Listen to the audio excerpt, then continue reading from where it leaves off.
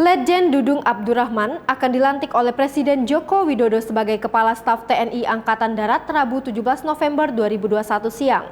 Dudung akan menggantikan Jenderal Andika Perkasa yang akan menempati posisi barunya sebagai Panglima TNI. Hal ini diungkapkan oleh Menteri Sekretaris Negara Pratikno.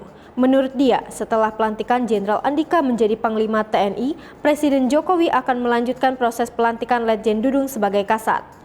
Profil Letjen Dudung Abdurrahman. Dudung Abdurrahman lahir di Bandung, Jawa Barat pada 16 November 1965. Dudung merupakan lulusan Akademi Militer pada tahun 1988. Juni 2021 lalu ia ditunjuk untuk menduduki jabatan Pangkostrat. Berikut riwayat jabatan Letjen Dudung Abdurrahman.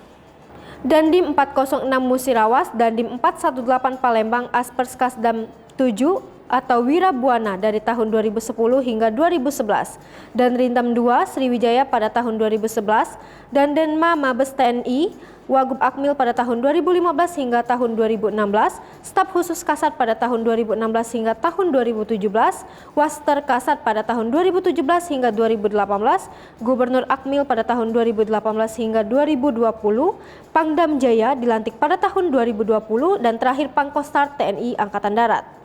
Hai pemirsa Selipopo TV, jangan lupa komen, like, dan subscribe, serta tonton terus berita-berita terupdate lainnya ya.